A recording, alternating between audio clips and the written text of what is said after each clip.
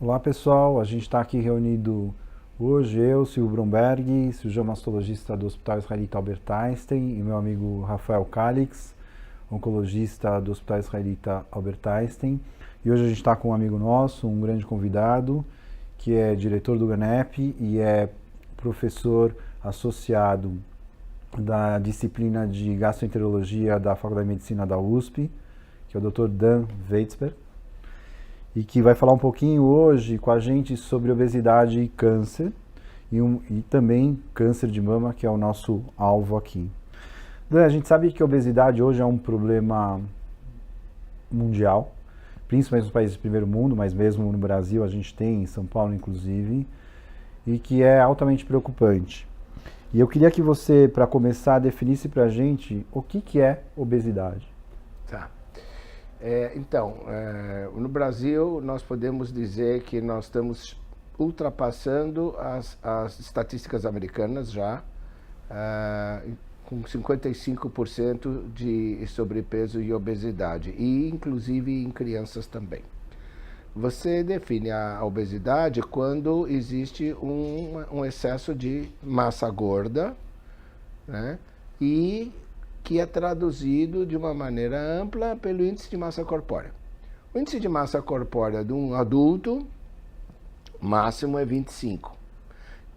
Entre 25 a 30 é sobrepeso, de 30 a 35 obesidade, acima de 35 obesidade grave.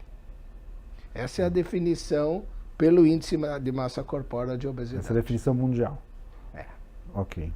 E a gente sabe também que hoje a obesidade, ela provoca no organismo, né, o acúmulo de tecido gorduroso, uma série de alterações locais, como o aumento da resistência à insulina, alteração da leptina e adiponectina, ativação dos macrófagos e reações, ativadores de fatores inflamatórios, fatores de necrose tumoral, etc. Eu queria que você dissecasse um pouquinho essa fisiopatologia do aumento de células gordurosas, levando a um processo inflamatório crônico, que é teoricamente onde toca a gente, que vai falar um pouquinho sobre câncer.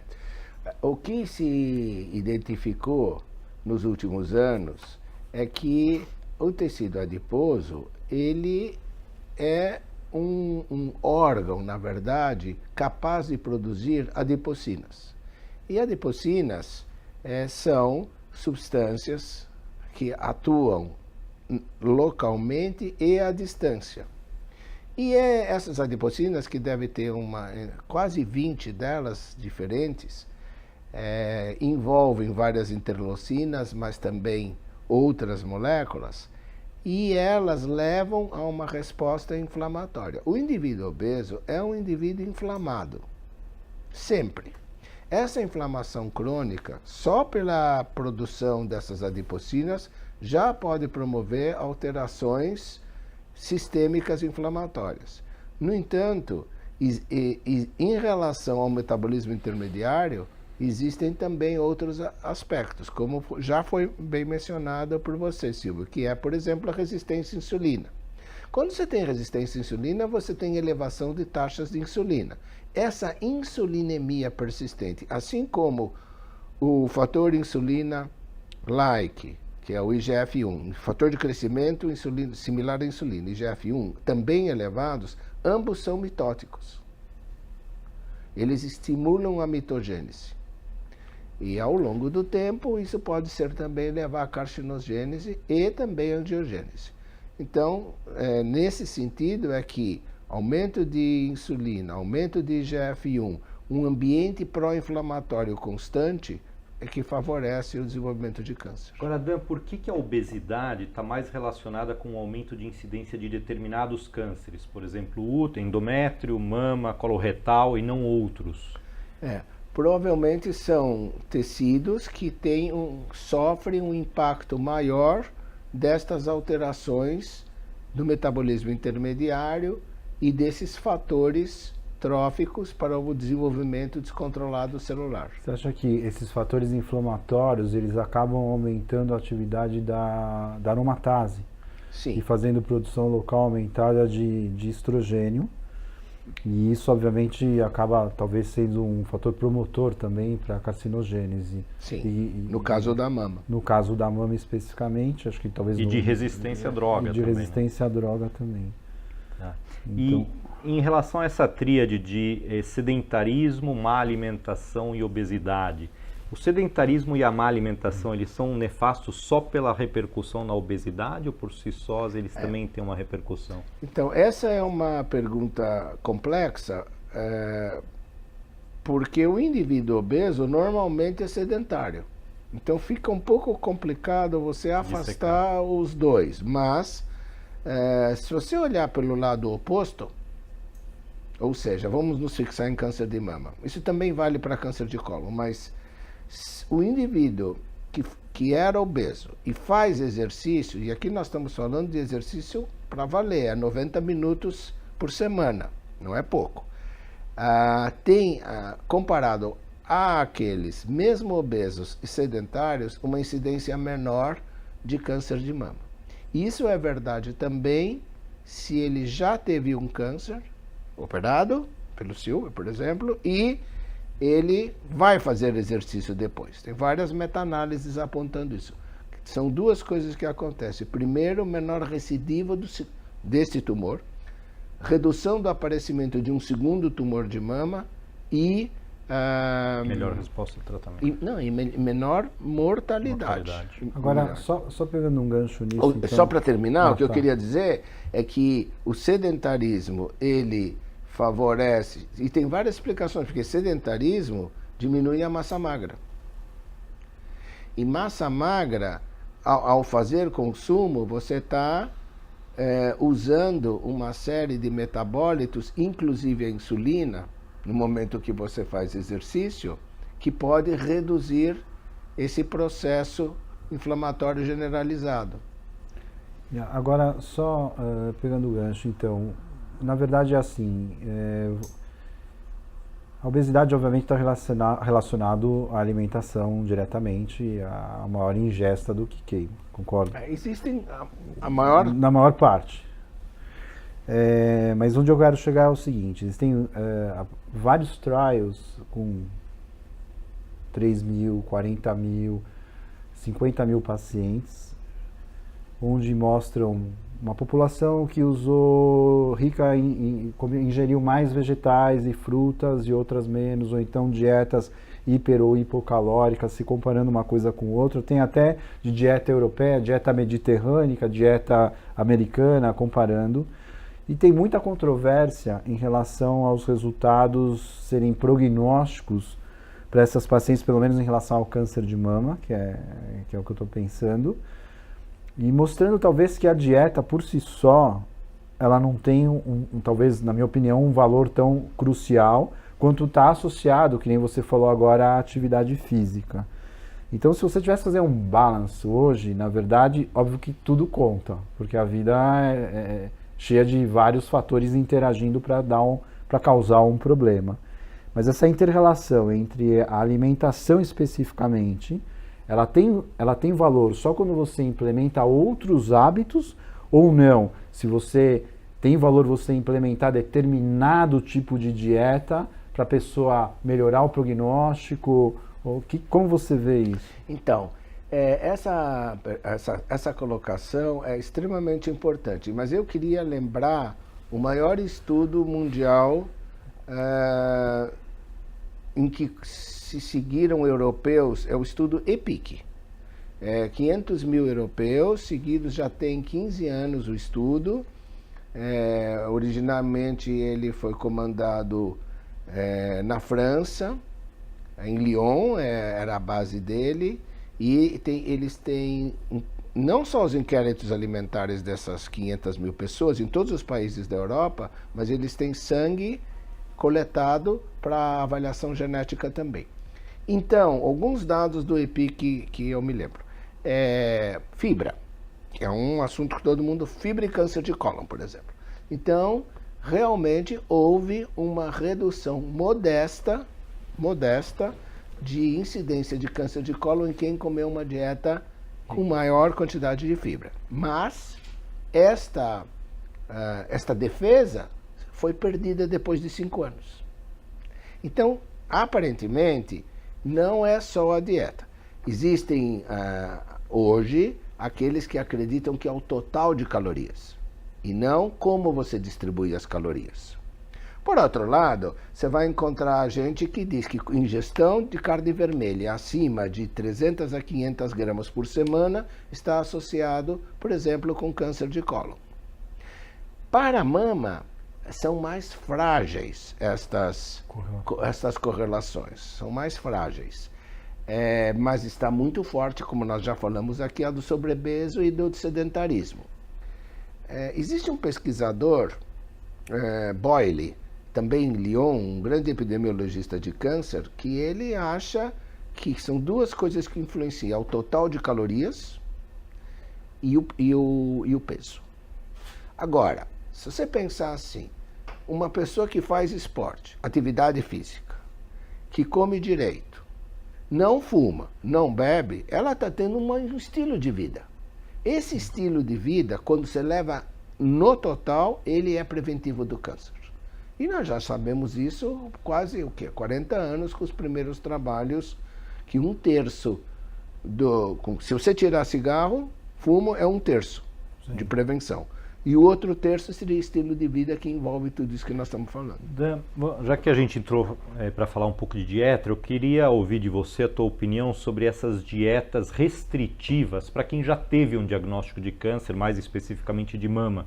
Então a gente vê virtualmente todas as pacientes lendo alguma coisa na internet, vindo perguntar para a gente, e no fundo, cada oncologista tem as suas crenças e acha na literatura médica justificativas para defender as suas crenças.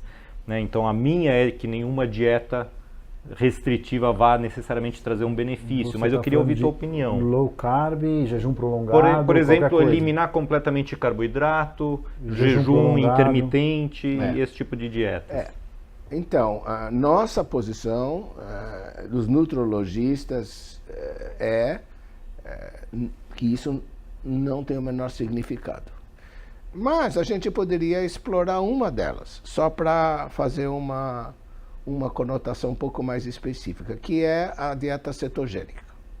A dieta cetogênica funciona ou não funciona? Em ratos, funciona com câncer.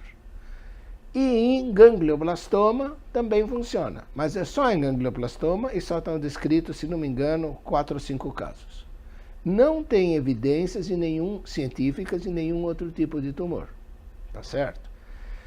Então, faz mal?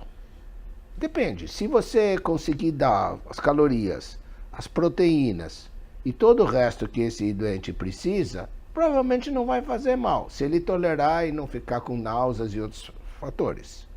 Faz bem? É muito pouco provável também, a não ser no ganglioblastoma, que aparentemente isso tem alguma... Agora, o metabolismo de um ganglioblastoma não tem nada a ver com de um câncer de mama. Então você não pode extrapolar uma coisa para outra. Sim. Tem uma... Não sei se você leu ou viu, quando saiu o livro Anticâncer, que foi um livro que vendeu muito, porque era um psiquiatra que teve um tumor cerebral e radicalizou a dieta, publicou várias pesquisas que ele fez, e no final do livro tem uma área muito grande falando de alimentação e a contaminação dos alimentos que a gente ingere no dia a dia com agentes carcinogênicos, que são os corantes, todos os químicos que a gente... hormônios, etc.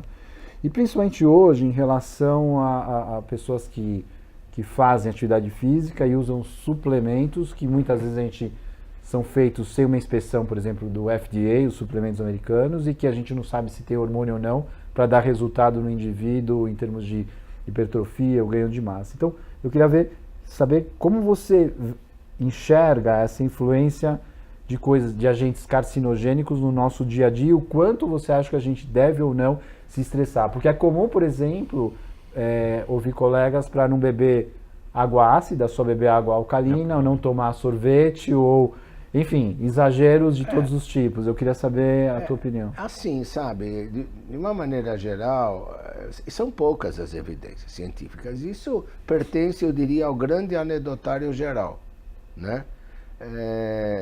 Claro, está tendo uma enorme discussão no Brasil agora sobre a liberação ou não de um poderoso agrotóxico que seguramente disse que ele é lesivo ou gravemente carcinogênico. Então, mas já se sabe. Agora, eu me lembro muito bem que há anos a gente comentava que na Suíça são liberados 4 corantes e no Brasil uma enormidade. Então, realmente, acho que a legislação vai ter que se aprofundar e ir vendo o que se pode ir cerceando de todos esses aspectos. A gente sempre é melhor se você vai fazer uma alimentação mais natural possível.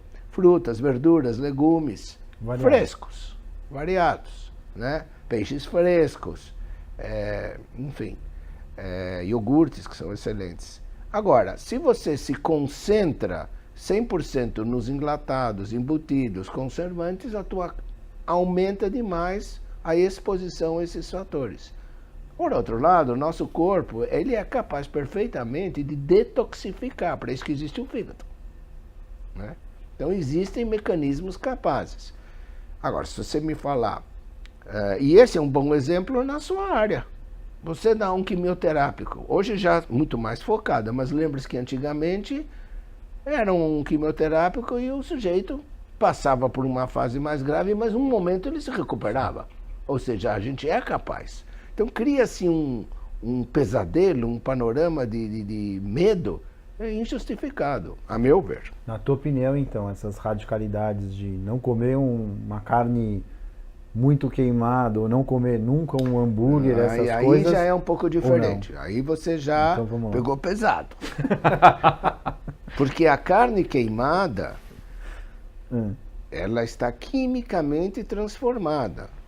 E aquela crostinha deliciosa pururuca, ela é carcinogênica. São aminas aromáticas transformadas e que isto provadamente é carcinogênico para o câncer de cólon.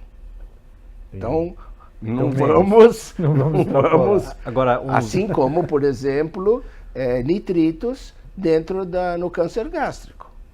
Perfeito. Também. Agora, uns anos atrás, a Organização Mundial de Saúde categorizou em capacidade carcinogênica os diversos alimentos. Eu lembro que embutidos são categoria 1, é tão carcinogênico quanto cigarro. Óbvio que câncer de pulmão é mais letal do que os cânceres desencadeados por essa dieta. É isso mesmo. Mas tua recomendação seria qual? Não coma nunca, coma uma vez por semana se precisar? Olha, eu sou uma pessoa assim, morigerada, eu diria. Não é nem nunca, nem sempre. Tá certo? Agora, ninguém consegue comer embutido todo dia, toda hora, né? Então, você vai de vez em quando lá, tudo bem.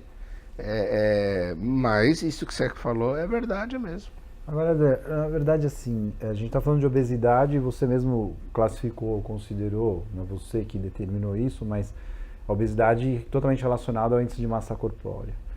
Mas, assim, tem vários estudos mostrando hoje que tão importante ou mais importante é o índice de massa magra. Até a quantidade de de gordura que você tem nos músculos, e tem softwares hoje de tomografia que interpretam a quantidade de gordura que você tem no corpo. Mas, no entanto, no geral, nunca, ou a grande maioria, pelo menos em mama, não leva isso em consideração. Essas avaliações. Então, porque eu posso pegar um cara com índice de massa corpórea 28 e ele ser puro músculo, um super atleta, ou pode ser um mega sedentário. Excelente. Então, essa diferença eu queria que você colocasse um pouquinho o que se tem hoje em relação a esse índice de massa magra. Eu gostei muito dessa pergunta. E eu vou começar contando um conceito chamado sarcopenia. Sarcopenia vem do grego carne, sarco, e penia, falta de. E é um fenômeno fisiológico que acontece a partir dos 40 anos, ele é progressivo e ele chega ao seu máximo por volta dos 80 anos, onde a gente perde mais que 50% da massa magra. É fisiológico, portanto, estamos sujeitos. A grande notícia é que a ingestão maior de proteína e o exercício de resistência impede a sarcopenia. De resistência. De resistência. Alongamento é gostoso, mas não resolve nada. Mas Muito bom. Não de hipertrofia, isso que é importante. Não, mas hipertrofia é resistência, é resistência peso. também, É peso que eu estou falando. Por exemplo, o aeróbico não resolve muito. Entendi. Embora ainda existam dúvidas sobre isso, mas vamos dizer que hoje a maioria dos autores acredita que é exercício de resistência, peso. Bom, posto isso, a sua colocação é tão perfeita que não se admite mais o IMC como o padrão ouro de avaliação nutricional. Você tem que fazer, que seria o que se chama avaliação bicompartimental, que no mínimo, o certo é tricompartimental, mas a bicompartimental leva massa magra e massa gorda. E é muito fácil fazer isso no consultório. A densitometria faz isso, né? Pode fazer por densitometria, pode fazer por tomografia, mas você pode... Bioimpedância também funciona. Bioimpedância, mas você pode fazer com um plicômetro. Simplesmente um plicômetro, fazendo as 5 pregas e botando numa equação que todo nutricionista conhece, você tem a massa gorda com muita precisão. Subtrai do peso da balança, você tem a massa magra. O que acontece com o obeso? O obeso vem no seu consultório e você olha, você fala assim, está bem nutrido. Mas a gente não está enxergando a massa magra. Então existe um conceito chamado obesidade sarcopênica. E o Rafael, que é quimioterapeuta, eu vou lhe dizer, Rafael, que existe uma brasileira chamada Carla Prado, que trabalha no Canadá e é um monstro de pesquisadora, e ela fez um trabalho seminal onde ela mostra claramente que a resposta à quimioterapia de um obeso sarcopênico é pior do que um não sarcopênico, a mortalidade é maior e a taxa de complicações é maior. Independente do peso, do IMC. Não, os dois são obesos. Os dois grupos eram obesos com câncer e quimioterapia. Variados, tá. Né? Porque aquele indivíduo que a gente antigamente vinha, caquético, vai existir, claro, nos hospitais públicos. Tá. Que mesmo assim no ICESP, onde a gente trabalha também, a gente vê lá, a maioria não é mais caquético. Eles são com câncer avançado, obeso. Só que esse obeso engana, porque ele é sarcopênico. E existem estudos maravilhosos. O indivíduo que tem massa muscular fazendo químio, ele tem menos fadiga, ele tem menos efeitos adversos, e hoje uma das coisas mais que mudou, eu diria que radicalmente, é a indicação de você fazer exercício durante a quimioterapia. Perfeito. Para você manter a sua massa muscular, o que não é nada fácil de conseguir. Mas é muito importante. Talvez a coisa mais importante é a massa muscular durante o câncer. O conceito de medir massa... E mama tem eu falei muscular, mas é magra. E mama é um estudo recente também, do Dana Faberich, daquele da Kaiser Norton da Califórnia, com umas 3.000 pacientes mostrando exatamente isso, que o prognóstico é muito melhor. O prognóstico oncológico é melhor para quem faz atividade física. Não, inclusive para quem tem massa magra maior que massa gorda. Agora, aproveitando ainda que a gente está nisso, e não dá para deixar de perguntar, como você vê hoje essa influência de uso de suplementos com vitaminas, que as pessoas fazem de maneira geral? Saíram vários artigos, inclusive na JAMA, dizendo que não tem valor nenhum. Até na Veja saiu sobre ômega 3 recentemente. Então, assim, eu queria ver tua posição sobre isso. Essa também é uma pergunta excelente. Eu acho que, primeira coisa, nós, como médicos, profissionais de saúde, nós temos que entender a que grupo pertence essa pessoa. Existem grupos de risco que precisam tomar suplementos. Gestantes precisam tomar suplemento. Crianças que não comem frutas, verduras e vegetais de jeito nenhum.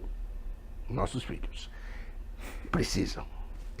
Idosos que tem alterações gástricas, que não absorve, não tem fator intrínseco porque tem gastrite atrófica e, portanto, não absorve B12, por exemplo. Bariátrico. Bariátricos, outro grupo. Atletas de alta performance, não são qualquer atleta, não é esportista de fim de semana, atleta de alta, Tour de France, por exemplo. O Nadal, eles têm que tomar, tá certo? Então, esses grupos não tem discussão, toma ou não toma, eles têm que tomar. Agora, esses são grupos de risco. E os outros? Se eles têm uma dieta balanceada, frutas, legumes, vegetais, verduras, 5 porções por dia, eles não precisam de suplementos. Nem vitamina D, que hoje em dia existe um pouco de modismo aí da deficiência, o cutoff laboratorial. Então, aí é que tá. Vitamina D é um problema bem à parte, porque você acabou de falar, Rafael, o cutoff. Qual é o laboratório correto e qual é o valor? O trabalho feito no Brasil mostrou que num país tropical como o nosso, mais de 60% das pessoas tinham deficiência de vitamina D. Eu não acho estranho, né? Só se o protetor solar que todo mundo usa for muito bom, né? Mas será que todo mundo usa protetor solar? Então, e depois tem alguns problemas. Quando realmente a taxa está muito baixa, você tem que dar. Mas é muito mais fácil você adquirir elevação de taxa tomando sol do que tomando vitamina D. Porque a absorção não é tão eficiente e o tipo da vitamina D que precisa ser transformado também não é o mesmo. Mas a gente estava falando de suplementos, então esse uso generalizado não convém, não é bom. Me ocorreu uma coisa, a gente está falando de obesidade, obviamente, mas o paciente bariátrico ele é o ex-obeso. A correlação dessas pessoas, até por má absorção geral de eletrólitos, etc., vitaminas, etc., elas têm uma correlação maior com o câncer? Tem um perigo evidente maior? Como que você Então, vê? você agora tocou você sabe que no meu laboratório nós estudamos isso, é o centro da nossa pesquisa, é isso que você acabou de falar. Curiosamente, na literatura, a cirurgia bariátrica protege do câncer. Ou seja, pessoas que fizeram a incidência de cânceres em quem fez cirurgia bariátrica é menor do que quem não fez. E aí você pode se perguntar por quê, né? E buscando essa pergunta, nós fizemos, está aguardando publicação numa revista bastante importante, um trabalho na Faculdade de Medicina da USP, com pessoas que fizeram antes e depois da cirurgia bariátrica. Nós conseguimos subir no estômago excluso, no Y de Roux. E os pesquisadores avaliaram a genômica, a metabolômica e o pH deste estômago excluso. E verificaram que, do ponto de vista de metabolômica e genômica, estão ativados genes pró-carcinogênicos. Aí a pergunta é, por que não tem câncer gástrico lá? Sabendo que quando a gente compararia... Porque a cirurgia bariátrica veio da cirurgia digestiva de úlcera e de câncer também. Então, quando você tem um BILRO2, o que está passando na alça quando você faz um BILRO2? É um pouco de ácido biliar, um pouco de ácido gástrico que sobrou, porque você não faz uma gastrectomia tão ampla, mas está passando o suco biliar e pancreático o tempo todo, porque vem lá do duodeno, porque uma gastrectomia. E aqui tem câncer de coto gástrico. Isso a gente operou demais, quer dizer, 25, 30 anos depois de uma gastrectomia B2, vem o câncer de coto gástrico. Por que isso não está acontecendo na bariátrica? Por causa primeiro, o coto é muito pequeno, então já não tem essa produção de ácido como tem na B2. E segundo, não passa a bile 100% o tempo todo nessa região na boca anastomática, porque você tem o Y de Roux. Então essa é a nossa explicação, né? Porque a gente não conseguiu entender por que existe uma proliferação tudo levando a carcinogênese, mas não aparece câncer na literatura. Entendi. Então, neste momento, por acaso eu e o Silvio temos em comum uma paciente que é pré-menopáusica, ganhou um monte de peso depois de 2 cânceres de mama, está obesa mórbida nesse momento e foi proposto para ela fazer uma cirurgia bariátrica. Você acha que do ponto de vista oncológico isso na verdade pode até beneficiá-la? É o que a literatura Tá. aponta. Tá. E tem uma pergunta, obviamente. Pois não. Não, eu ia dizer que é muito interessante as repercussões pós-bariátricas, né? Você tem a microbiota muda, né? Mas aparentemente ela muda para um lado protetor para o câncer de colo. É só uma questão um pouco mais capciosa, mas assim, a gente sabe que a obesidade tem uma correlação direta com o câncer de mama, principalmente em pacientes na pós-menopausa. Uhum. E isso tem a ver, obviamente, com um ambiente estrogênico exacerbado, que a gente sabe. No entanto, na pré-menopausa, a mulher também tem um ambiente estrogênico exacerbado e, se for obesa, isso também está potencializado. E por que, na tua explicação, ou você veria ou não uma explicação para justificar por que na pré-menopausa essa influência não é concreta? Eu não consigo explicar, mas você tem absoluta razão. Acabou de sair, eu vi isso, acho que tem 2 semanas, um artigo corroborando que o ganho de peso na situação, cada 1 quilo que a pessoa tinha a mais, isso aumentava, eles calcularam, numa coorte grande, quantos % de chance ela ia ter de proteção de câncer na pré-menopausa. Mas por outro lado... Ficar gordinha na pré-menopausa, nesse artigo, é bom, é o que você acabou de falar, que a pré-menopausa protege. Agora, a incidência é menor, não é? É bem menor. É bem menor. É bem menor e a incidência, quando ela ocorre, é maior a proporção de triplo negativos ou de receptor hormonal negativos. Ah, entendi. Então talvez a influência seja menor porque o câncer que ocorre é outro. É outro. É isso que eu queria ouvir de você, porque são diferentes tipos de câncer de mama e que se comportam diferentes, têm padrões diferentes. Entendi. Rafael, uma pergunta? Não, eu acho assim fantástico ouvir de você, da tua boca, assim essa questão de contrariar um pouco qualquer tipo de dieta radical com uma estratégia oncológica válida. Nesse momento dado não é suficiente para isso. Então eu fico feliz de ouvir isso de você. Eu acho que isso, como mensagem para quem está nos assistindo, é extremamente importante, né? Antes da gente embarcar em qualquer coisa radical, ouvir quem entende um pouco disso, porque a gente pode cometer um erro grande. E a outra questão importantíssima é essa da vitamina, né? Essa febre nossa em prescrever vitamina D para todo mundo. Ao contrário, né? Você sabe que excesso de vitaminas megadoses é radicalmente proibido, Sim. particularmente quando químio e rádio. Sim. Porque você inibe o efeito de geração de radicais livres, que é eles que vão cuidar de liquidar as células cancerosas. Bom, Tem mais algum conselho que você gostaria de dar para vou fechar com quem alguma cuida coisa. dos pacientes? Sim, e é álcool. O álcool está associado também ao câncer de mama, né? E nós estamos vendo que mulheres hoje bebem mais que homens. Pelo menos nos bares é assim que a gente vê. E então, só para lembrar, né, qual é a quantidade permitida? Até há pouco tempo era uma dose no caso era vinho tinto, 150 ml para mulher e 2 para homem.